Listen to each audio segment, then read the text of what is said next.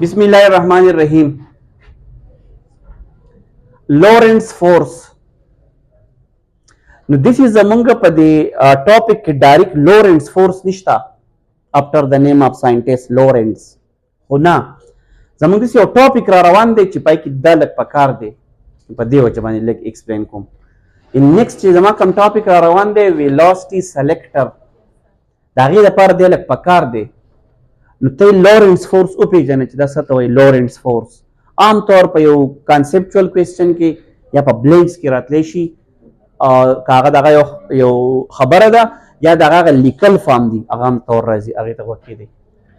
اول تاسو وپېژنئ لورنس فورس وایي څه ته. what is Lorentz force? When a charged particle Q is moving with velocity v in a region په داسې یو ځای کې where electric field and magnetic field coexist. coexist مطلب دی په یو ځای کې electric field وي او magnetic ما ته دواړه اپلای کړي د بار نه، هم electric field هم magnetic field او په دغه کې را چارج پارټیکل رواني. نو چونکې الریډي electric field او چارج پارټیکل دی electric force خو به ایگزرټ کوي. او اوس تاسو وي چې magnetic field او چارج پارټیکل روان دي هغه چې وي هغه magnetic force به ومي. نو په دا به څو فورسونه وي؟ دوه. نو په دغه کیس کې په دې چارج چې کوم فورس دی دې ته لورنس فورس وایي. نو لورنس فورس د دواړو فورس سم ته ویلی کېږي، په جمع ته دا نوم ویلی کېږي. When a charged particle Q is moving with velocity v in a region where electric field and magnetic field coexist, now then a charge will experience force due to both electric and magnetic field.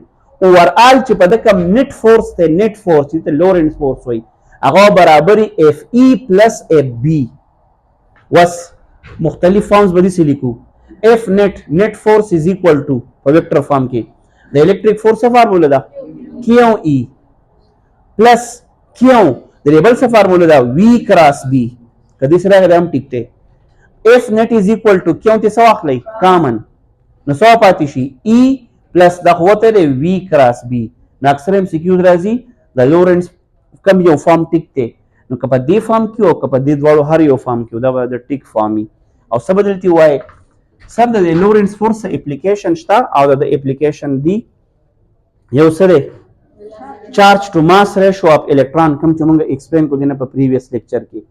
سر پای کې د څه اپلیکیشن و هلته خو داسې قصه نه وه. سر هلته خو میګنیټیک فورس و موږ خو الیکټریک فورس نه دی اپلای کړی. نو که تاسو خیال کړی ما تاسو ته ووي پای کې ما هغه چارج پارټیکل چې اکسلریټ کړی و نو څه مو ته اپلای کړی و الیکټریک فیلډ او بیا مو ته مخې ته څه ایښودی و میګنیټیک فیلډ د هغې په بیس.